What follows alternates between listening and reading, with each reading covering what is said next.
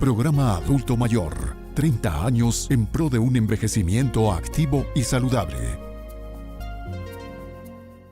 Tengo el honor de presentar al doctor Diego Bernardini. El doctor Diego estudió kinesiología en la Universidad de Buenos Aires, es máster en gerontología y doctor en medicina de la Universidad de Salamanca, en España. Se ha formado en medicina familiar, geriatría, salud pública y rehabilitación y educación médica en los Estados Unidos, el Reino Unido y también en Suiza. Ejerció la práctica clínica durante más de 15 años en Buenos Aires y en distintas ciudades de España. Desde sus primeros años de formación abrazó el paradigma de la medicina familiar, que pone su foco en la atención y en el cuidado de la persona. Ese principio es el que hoy sostiene en la práctica y en las diferentes docencias que da a lo largo del mundo.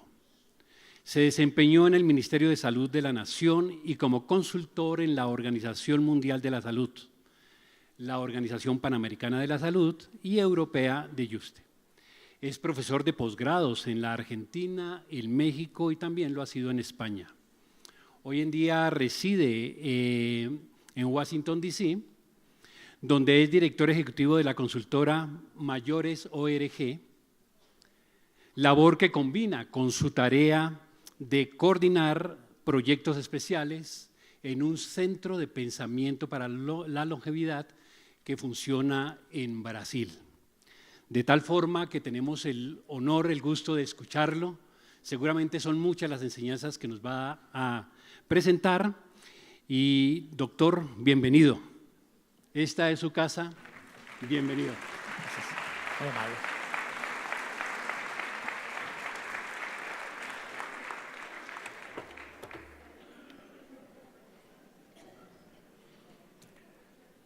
Citando al ya mencionado anteriormente y célebre biólogo chileno Humberto Maturana, cuando a uno lo reciben con aplausos, sin haber hablado, habitualmente se hace pensando en las expectativas que van a ocurrir después. Expectativas que, por otro lado, no suelen ser cumplidas.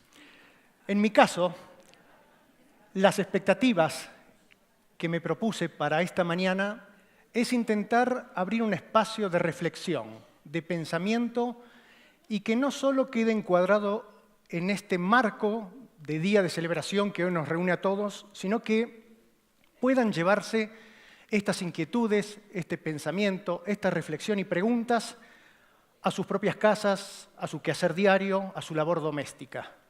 Siempre me gustaron los profesores que más que transmitir conocimiento, despertaban inquietudes. Y esa es un poco la idea. En la vida a mí me enseñaron que ante todo se debe de ser agradecido. Y yo quiero agradecer especialmente a Cafam. Me enteré recién que son muy celosos en la elección de invitados extranjeros por hoy haberme permitido estar aquí, y especialmente a mi amigo el doctor Robinson Cuadros, así como a la gente que apoyó con su esfuerzo el hecho logístico de que hoy pudiéramos compartir todos juntos este día de celebración. Este día de celebración que de alguna manera para mí es un desafío. Es un desafío porque habitualmente uno está acostumbrado a auditorios médicos, auditorios de estudiantes, pero acá hoy les estoy hablando a quienes son motivo de mi inquietud, a quienes son de alguna manera en otras partes mis pacientes, a quienes son mi familia, mis abuelos, a quienes de alguna manera siempre estuvieron presentes a lo largo de toda mi vida. Y esa es una de las constantes que va a guiar también la charla del día de hoy. De alguna manera, esos mayores que estuvieron presentes a lo largo de la vida formaron parte de mi infancia, una infancia que transcurrió a muy pocas cuadras del Parlamento de Buenos Aires y donde allí comencé de alguna manera a hacerme las primeras preguntas que yo consideraría existenciales. Me acuerdo muy bien a la edad de 6, 7 años haber estado parado en una esquina y decirme, ¿quién soy yo? ¿Qué hago aquí? ¿Qué hago dentro del cuerpo este? ¿Y qué va a pasar conmigo? Esas preguntas de alguna manera siguieron a lo largo de la vida, siguieron de una manera más profunda, más existencialistas, por así de alguna manera, y eso fue lo que me llevó a elegir al grupo de mayores, a este espacio de nuestra sociedad, de nuestra comunidad, como mi objeto de estudio, como mi objeto de desarrollo. De alguna manera, lo que a mí me permitió, o ustedes me han permitido a mí, transformar mi vocación en profesión y ser de alguna manera un privilegiado. Quienes podemos trabajar de lo que nos gusta, hoy somos privilegiados. De esa manera comenzaron a aparecer preguntas como ¿cómo se vive el transcurrir del tiempo? ¿Ese paso del tiempo es igual para el cuerpo que para el alma? ¿Qué ocurre con dos personas que de bebé son tan similares y a medida que pasa el tiempo se vuelven tan singulares y diferentes? Robinson hablaba hace un rato de los bebés. Vieron que ustedes pueden encontrar 3 bebés llorando. Uno lo hace porque tiene frío, el otro porque hizo pis encima y el otro porque tiene hambre. 3 manifestaciones de la misma manera con 3 causas u orígenes diferentes. Sin embargo, no encontramos 2 personas mayores iguales. ¿Qué condicionó todo esto? Un curso de vida, una trayectoria. De alguna manera, esas preguntas que siguieron con ¿cómo es envejecer? ¿Qué se siente al final del camino? Fue lo que yo empecé a absorber de mi propia familia, de los mayores. Mayores que de alguna manera, ustedes dirán, bueno, pero ¿qué pasa con esto de la Silver Economy, la nueva longevidad, la revolución del envejecimiento, el tsunami gris, algunos más así dramáticos lo llaman?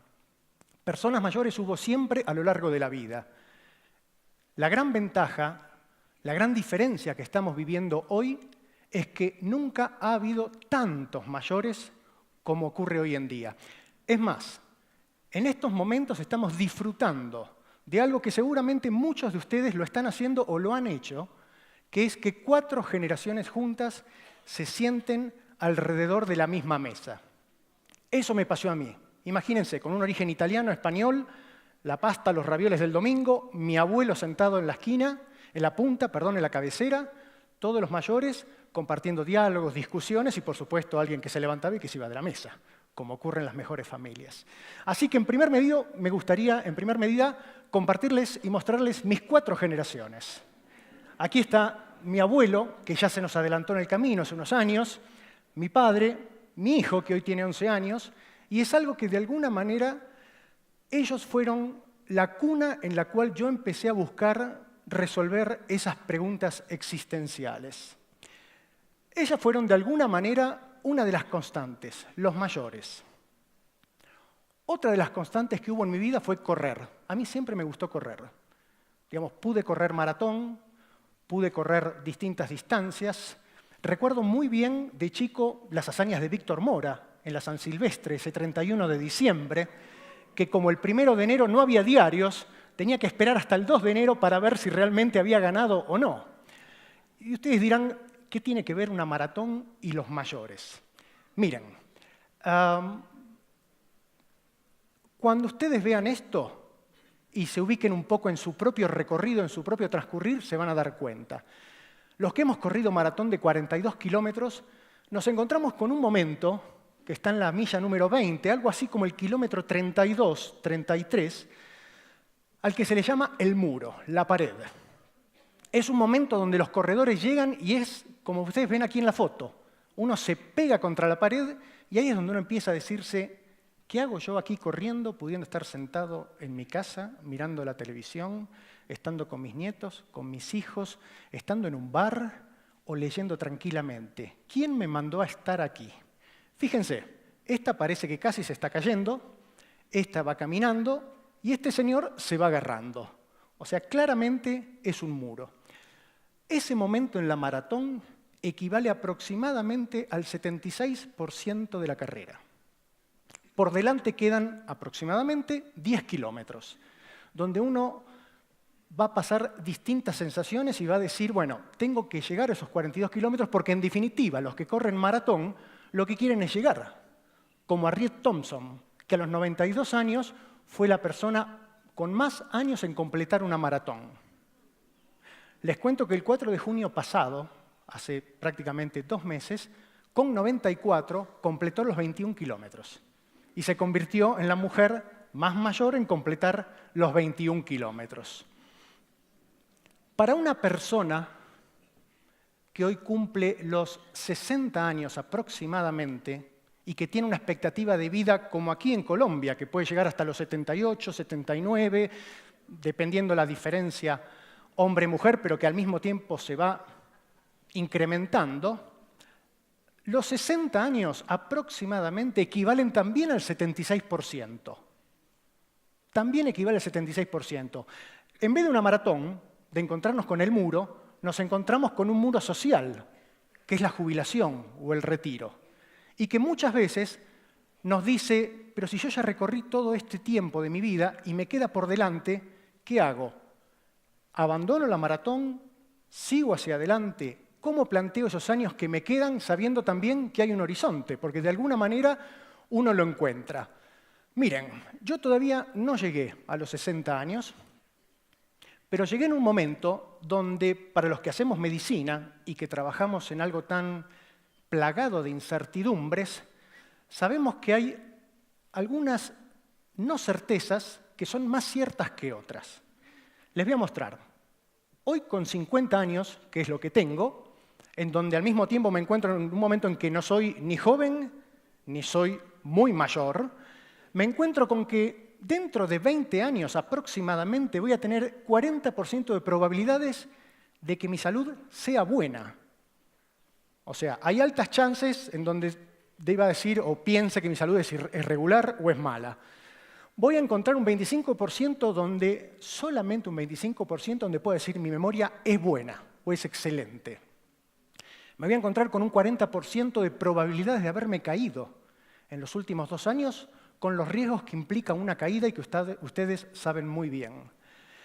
Me voy a encontrar también con la posibilidad de entre un 8 y un 10% de estar enfermo de depresión, un trastorno del ánimo que requiere diagnóstico, que suele ser subdiagnosticado porque muchos médicos piensan que es normal que el viejito esté triste y que realmente altera toda nuestra vida, nuestra salud física, nuestra salud afectiva, nuestra salud social.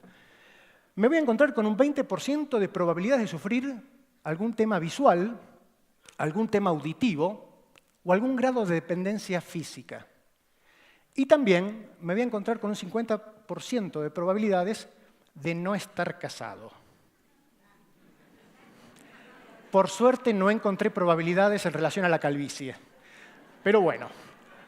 Entonces, de alguna manera, cuando uno lee estas probabilidades y ve lo que está ocurriendo y ve cómo se vive esa vida, y sobre todo lee los medios que dicen los 60 de ahora son los 50 de antes, los 50 de antes o de ahora son los...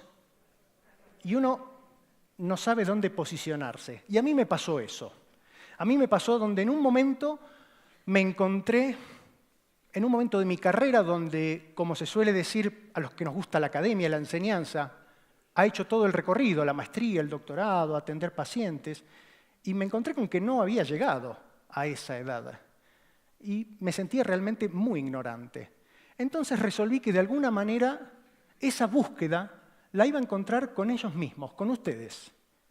Y ahí comencé un proyecto que nació en el año 2013 y que me llevó a hablar con muchas personas. Yo acá seleccioné algunas. En este momento llevo más de 60 diálogos, como me gusta decirles a mí.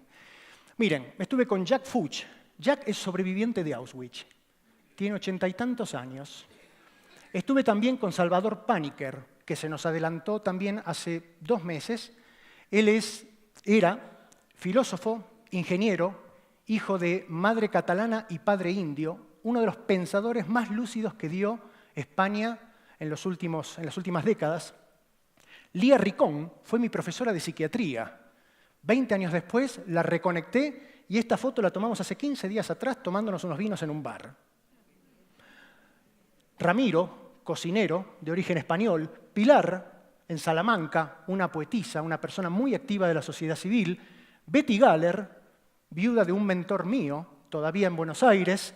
Y Mario Bunge, que seguramente ustedes lo conocen, matemático, filósofo, otro de los grandes pensadores epistemólogos que hay en el mundo, y a ellos les fui a preguntar ciertas cosas. El producto de eso fue un libro, y realmente me gustaría compartir solamente un par de citas para que ustedes vean cómo piensan personas que probablemente están en una etapa como las de ustedes. Le pregunté a Betty Galler, ¿qué le pareció la idea de charlar sobre este momento de la vida, sobre su vejez? Sabe que me toca profundamente lo que usted dice, porque yo de alguna manera estoy en lo mismo desde mi lugar. Yo siempre le digo a todo el mundo que hay mucho racismo con los viejos. Yo soy una luchadora de la vejez, porque me encanta la vejez. Usted sabe, me encanta esta edad. Siempre cuento que cuando era joven era feminista y ahora soy viejista. Lo que yo busco es entender la vejez, no la comprendemos. Y le digo una cosa básica, y usted lo debe saber mejor que yo porque es un especialista.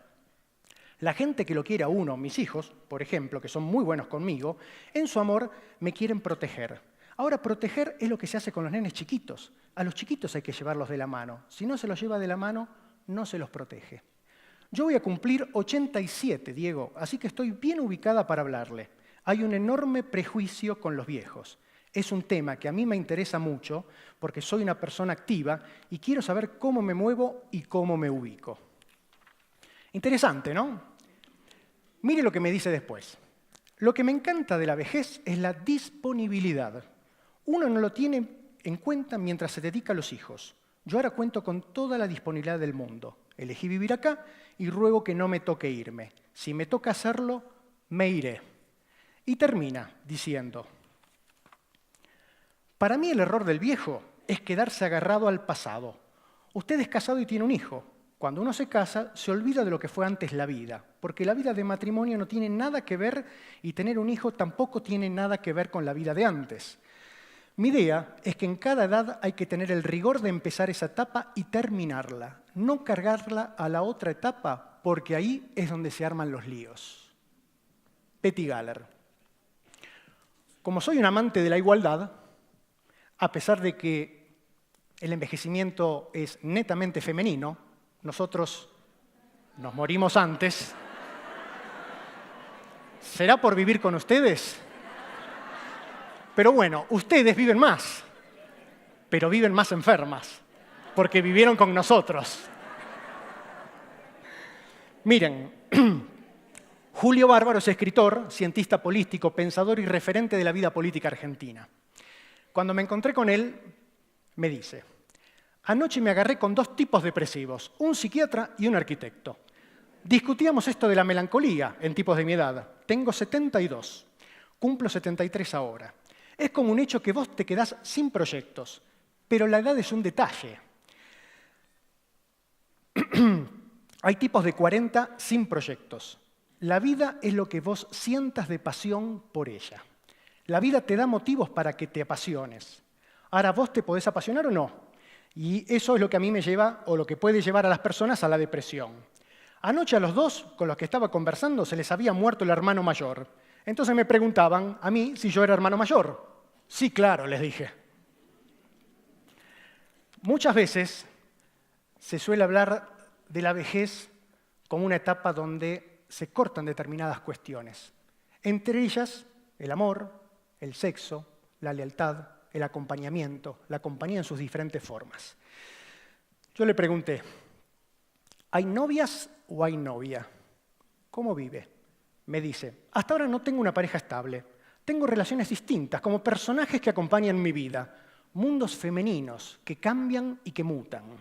No terminé en la monogamia ahora, pero tampoco la busco. Le pregunto, ¿la monogamia es cultural? Lo que es cultural y es falso es la obligación de la monogamia. ¿Te tocó? Maravilloso. No te tocó, no jorobar, salpica tu vida.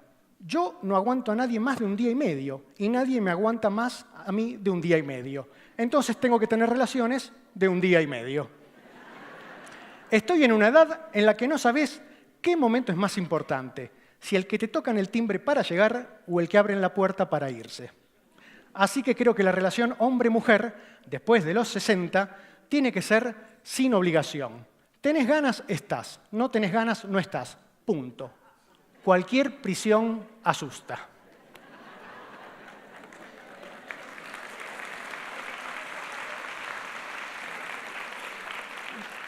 Claramente, ustedes están viendo en estos relatos que son sus propios relatos, seguramente, porque una de las cosas que me preguntaban los periodistas cuando este libro salió en Buenos Aires, que se publicó hace 1 año y medio, ¿con qué se identificaba uno? ¿Con cuál de todas las historias? Son 22 historias que hay acá.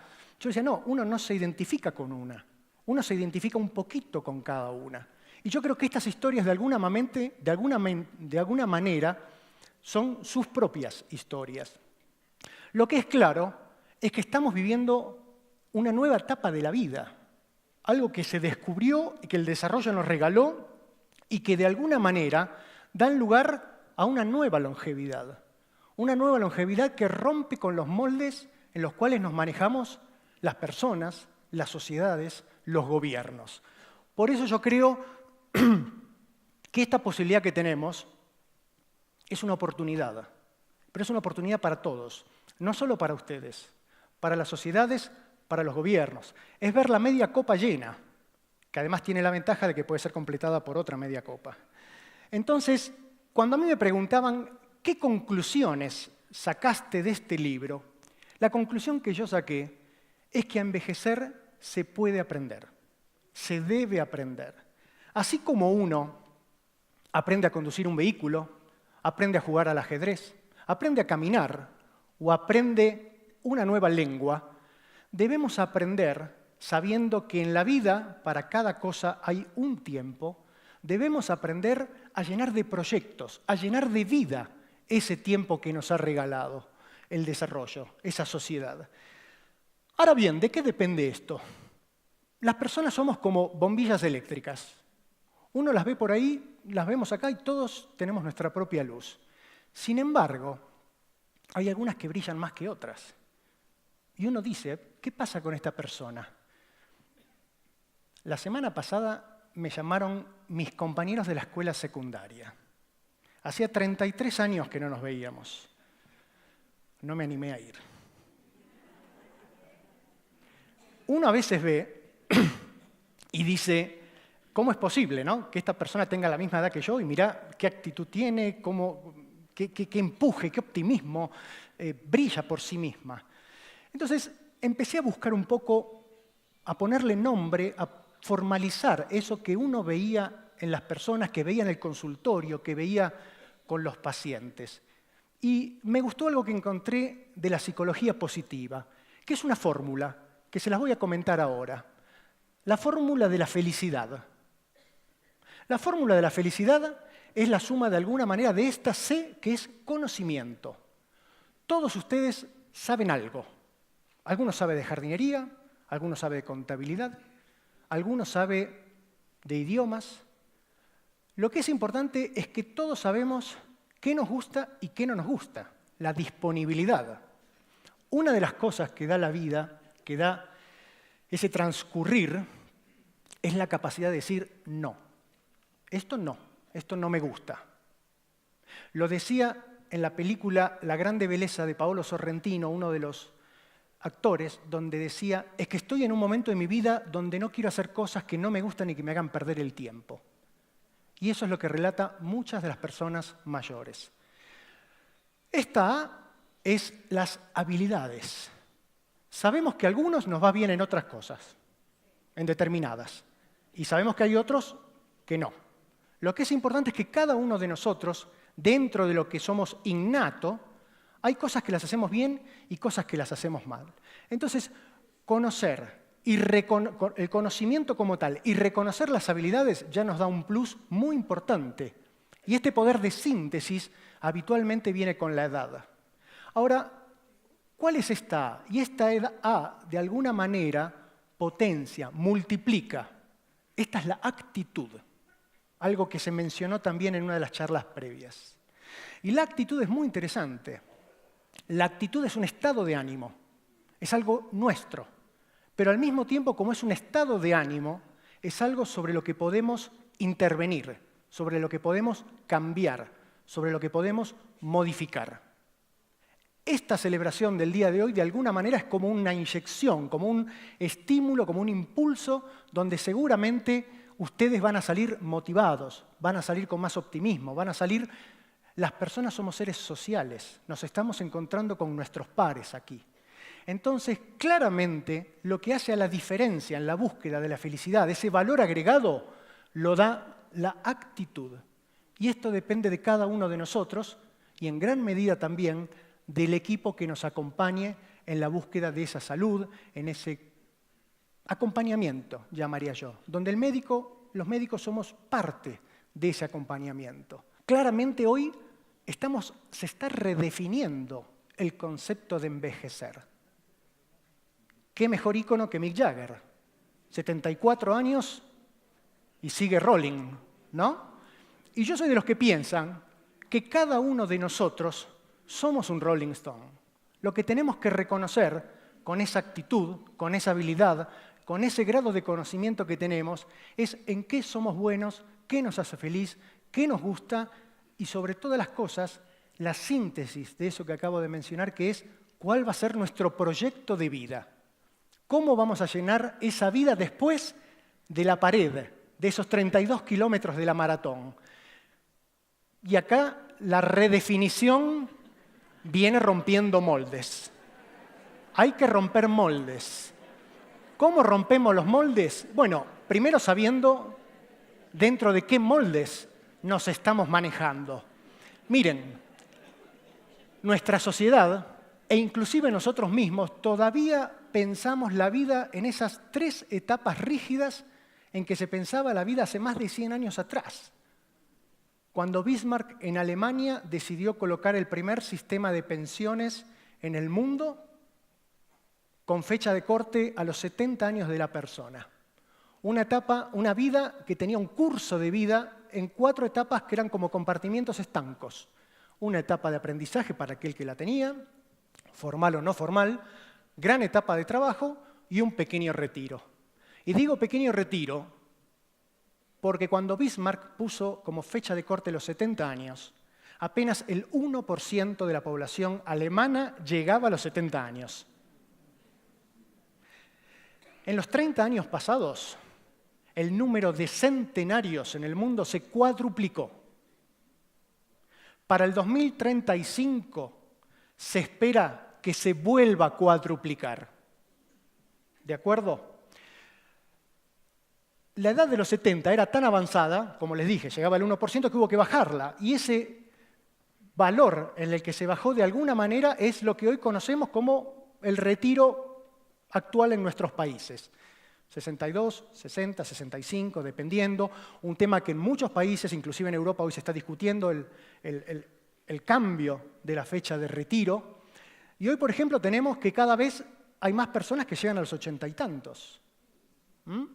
Si bien hoy la expectativa de vida en un país como Colombia, en los países de la región, México, Argentina, Chile, está en los 78, 76, ya sabemos que las personas que están llegando a los 60 tienen altos porcentajes de probabilidades de llegar a los 80 y tantos.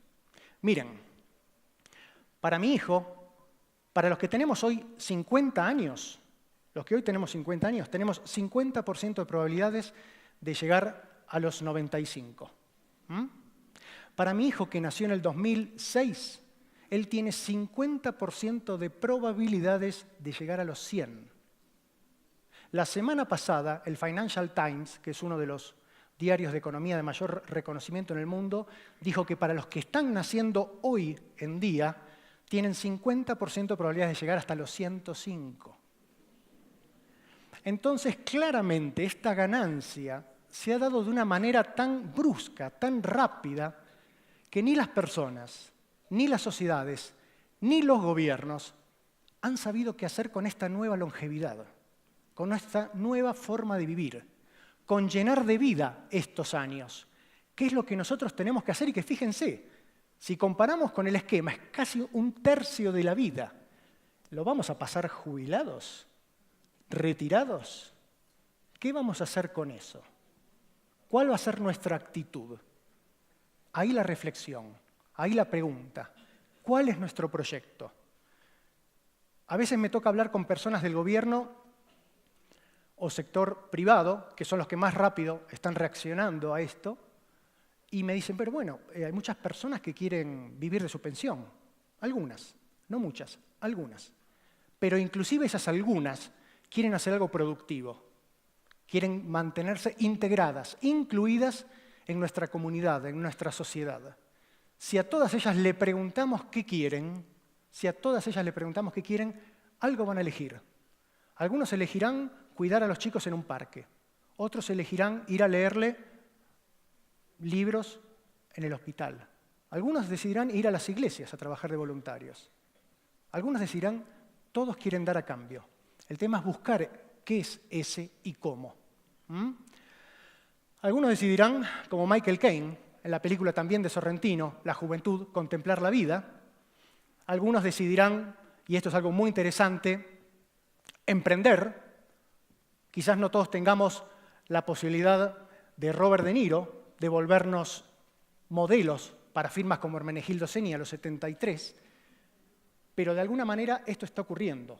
Y hay muchos de ustedes que seguramente quieren emprender, quieren seguir trabajando. Y algunos seguramente querrán salir de viaje con las amigas. El punto es, ¿qué queremos hacer? Y para eso hay que buscarlo. Lo que es importante es esto. Lo peligroso es no evolucionar. Y eso es lo que nosotros, lo que ustedes, porque todos ustedes votan, todos ustedes participan, todos ustedes tienen algún grado de incidencia en la comunidad, tenemos que obligar a que nuestra sociedad evolucione. Muchas veces leemos el peligro de la sociedad envejecida. Peligro de la sociedad envejecida. Una cosa diferente es una sociedad de personas mayores y otra es una sociedad envejecida. Sociedad envejecida es aquella que no se adaptó al cambio. Sociedad de personas mayores es la que integramos todos, la que supo hacer frente, confrontar con este fenómeno, con este cambio y a partir de ahí adaptarse. No es lo mismo confundir hinchazón con gordura. ¿De acuerdo? Entonces, nos tenemos que preguntar cómo está nuestra sociedad. Y en este sentido hay una iniciativa muy interesante que arranca de la Organización Mundial de la Salud, que es ciudades amigables con el adulto mayor. Las hay en Canadá, una red de más de 20 ciudades, en Australia, en Estados Unidos, me tocó trabajar con los de Washington, hay también en Irlanda, New York, y lo que es importante es que a partir de acá se desprenden otras variables. Un negocio amigable del adulto mayor. Un negocio que tenga carteles más grandes, que tenga más luz, que tenga bancos, que en las épocas de calor nos pueda ofrecer agua. En Argentina, el 97% de las personas mayores tienen cuenta bancaria porque cobran la pensión. ¿Hay bancos amigables del amigo mayor? Ustedes lo saben mejor que yo cuando van al banco. El cajero del otro lado, hable más fuerte que no escucho, hable más fuerte. Y uno está, no, hable más fuerte, no. Ponga voluntad, ¿de acuerdo? Ponga tecnología, ponga conocimiento. Esto no es inventar la rueda. Por suerte Bogotá tiene lo suyo. Bogotá mejor para todos y ahí sé que hay un componente de adulto mayor. E inclusive sé que hay otras reparticiones, que hay otras instituciones que están trabajando y muy bien con las personas mayores. Lo que es importante acá es entender que una sociedad de personas mayores requiere, como dicen los jóvenes hoy, ¿no?, un reseteo de la computadora mental. Requiere que veamos las cosas de diferente manera. Requiere entender una cultura como una cultura de solidaridad, pero no malentendido como se suele ver. Cada cultura de solidaridad, ayudemos al viejito. No. Solidaridad significa dos partes que dan, dos partes que ganan. Es un ida y vuelta. Y en ese aprender a envejecer tiene mucho que ver el descubrir. Permítanme, para ir terminando, compartirles un texto del gran Jorge Luis Borges que dice: descubrir lo desconocido no es una cualidad de Simbad, de Eric el Rojo o de Copérnico. No hay un solo hombre que no sea un descubridor. Empieza descubriendo lo amargo, lo salado, lo cóncavo, lo liso, lo áspero, los 7 colores del arco iris y las 20 y tantas letras del alfabeto. Pasa por los rostros, los mapas, los animales y los astros.